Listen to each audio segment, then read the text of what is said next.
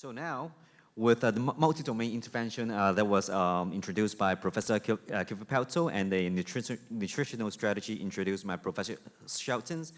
But now what we actually can do in the clinics and in the community to prevent dementia or to end dementia. Next up, we have Professor Vincent Mock, the chair of the local organizing committee of the BESCOG 2018, and also our head of Division of Neurology at CUHK. Professor Mock is also the Assistant Dean in Admission and is endowed as the Mock King Yu Professor of Medicine in Faculty of Medicine of CUHK. Professor Mock's research interest aims to understand the mechanisms of dementia and to investigate strategies that may help to prevent dementia. So without further ado, let's welcome Professor Mock to share his idea on roadmap in ending dementia. Professor Mock, please. Thank you, Adrian. So actually, about 8 years ago, Professor Linda Lam, Professor W.C. Chen, we were organizing the Asian Society Against Dementia in somewhere in Hong Kong. I had some memory problem. We invited Philip Sheltons, and but 2 weeks prior to the opening of the Asian Society Against Dementia conference in Hong Kong, Philip emailed us, "Sorry, Linda and Vincent, I could not make it."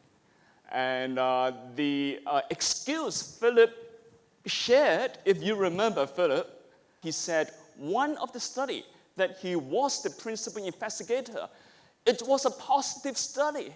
And the results of the Souvenade study in mild Alzheimer's disease just been analyzed, released, and it was positive. And he had to be somewhere back in Europe to share this, the results of this study. Philip, do you still remember? No. Anyway, so this time when we invited Philip Sheltons again, I was so scared he had another positive study and he could not make it to Hong Kong. But, well, thanks, Philip, that you are now here, and Mia, you are now here in Hong Kong. Right, so actually, my task in the coming 20 minutes is very easy, actually, because Mia and Philip had done a very great job. So my final session is kind of a summary. And it's also with summary with a local flavor. Flavor in Hong Kong. Okay. So I think the reason most of you registered and came here in a Saturday afternoon is you may be attracted to the title of a symposium, Ending Dementia. Wow, ending dementia. 20 years ago when I was a medical student, no way, dementia incurable. Okay, but so you may be attracted, wow, what on earth, Professor Mock, why he put up this thing, ending dementia, so arrogant. But I just want to share that we are almost at the end of the tunnel. And the map of achieving this destination, we are almost there. Over the last 20 years, I've been seeing patients, talking with caregivers with dementia. And many times, the caregivers, really desperate and hopeless, keep asking me, when can dementia be ended? So this is a really pressing need. So if you forget everything, so after 2 excellent talks, and this is a Saturday afternoon, and this is, well, almost 5 o'clock in the evening, I just want to share the next slide will be the take-home message. So the sign, the road sign that will lead us to the final destination is this magic word, early. Remember, early. It's just like curing cancer, as Amir talked about, it's just like cancer. If we wait till stage 3, stage 4, we diagnose, then we hardly have any solutions. Okay, even with the most expensive chemotherapy, it's difficult. So the word is early. Remember, is early. So just a quick recap about the commonest dementia cause which Mia and Philip talk about is Alzheimer's disease. Alzheimer's disease, if we cut open the brains, we could see this very small plaques, and we call it amyloid plaques. It's very small, 15 micrometer, and it will cause to loss of synapse, and then degeneration of the cognition. And eventually the brain will shrink. If we tackle the disease at this advanced stage, it's very difficult. And the other causes actually is what we call the small vessel disease. So inside your brain, there's like spider web, small vessels, exactly the diameter of your hair, penetrate like roots penetrate down the soils. This small vessel penetrate your brains. And with aging, with hypertension and other risk factors which Mia had mentioned about, that this small vessel is like a water pipe. The wall of this pipe, it may leak. Water leak out from the pipe, then actually it will erode the wall and the paint will fall off. Same in small vessel disease, the outer wall, it may leak. The blood-brain barrier, this is a very technical term, but it's the outer layer, it will leak, and some toxic substance, some blood, it may leak out to the brain and cause damage. And this leakage of the small vessel, it will cause damage, and in the MRI, it will appear as white patches. It's just like that MRI. Let me see whether I can use a pointer. Yeah, it's this with the red arrow. It's white patches. It's wrong. The normal brain should be this. The substance should be gray on MRI. Apart from leakage, the small vessel inside the small vessel, it can block like a water pipe. So with aging, with vascular risk, it can block. If block, no blood delivered to your brain, then with dead brain tissues, with small vessel, it will cause small holes. Small holes. Let me see. Within the white patches, you see small holes, and with severe small vessel disease, many small holes inside the brain. And actually, almost 15, 16 years ago, we are the first group in whole of Asia that showed that these small holes and these white patches actually could erode the cognition, your brain. It would cause also shrinkage, like amyloid plaques, and causing cognitive impairment and dementia. So actually, Alzheimer's disease and small vessel disease are two common and sometimes often mixed together, interrelated causes dementia, commonest dementia among our elderly. So, amyloid plaques and this small vessel disease, it can harbor in your brain, in our brains, starting at mid-age. I just celebrated my 25th birthday last night, actually, with my international friends. So sorry, it's not 25, it's just vice versa, okay?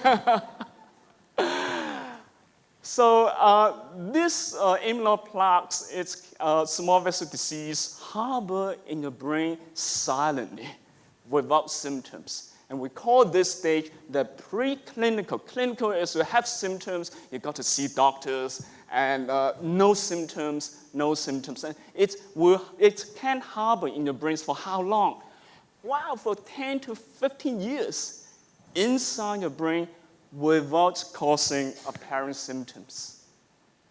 Then, average, say about end of 60s or early 70s, then the symptoms may creep in slowly, impairing your cognition, mildly impaired, and eventually with years, so 5 years with mild cognitive impairment down the road, if you have amyloid plaques or small vessel disease, then it will, from mild cognitive impairment, evolve to more severe dementia. So actually this prodromal, which Philip talked about, or mild cognitive impairment, it may last for a few years and then eventually convert to dementia. If more scary, if we use a staging like cancer, arbitrarily we can put the preclinical as stage 1 and the prodromal mild cognitive impairment stage 2 and dementia or stage 3 or stage 4 is a more advanced stage.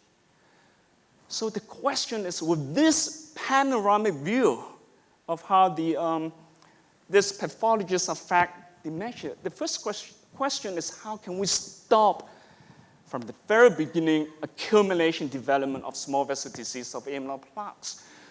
So early adaptation to a healthy or finger-like healthy lifestyle meal proposed, and at least 30% reduction in the development of Alzheimer's amyloid plaques, and likely more reduction with small vessel disease with a healthy lifestyle. But remember the keyword is early, okay?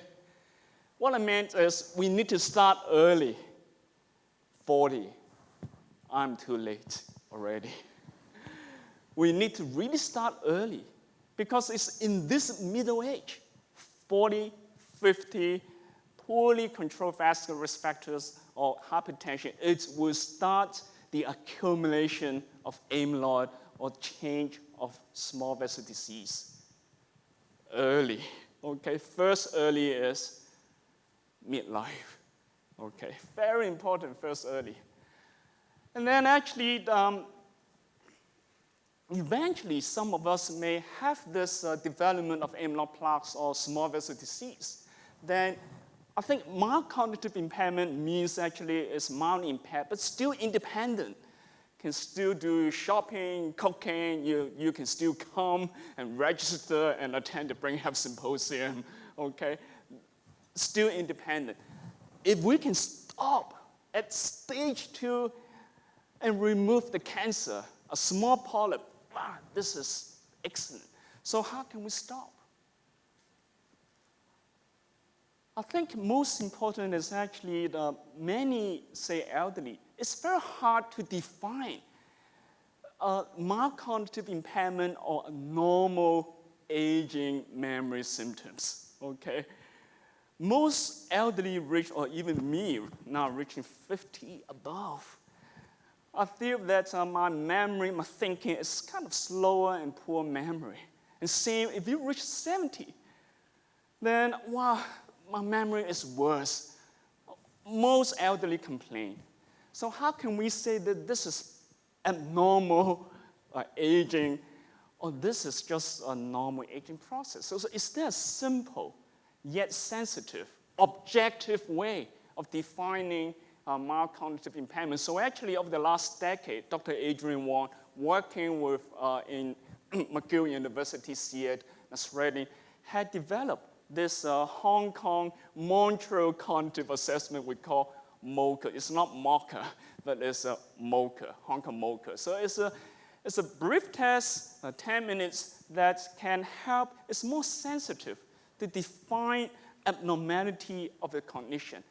And more important, actually, with this MOCA, out of almost 2,000 Chinese subjects, and we had MRI, showing that these subjects had no severe small vessel disease and no hippocampal brain volume loss. And we use those as real normal controls, and we define the cutoff of this MOCA score based on your education and age. So this is one way we can use this MOCA to be more objective, defining whether your cognition is mildly impaired or not.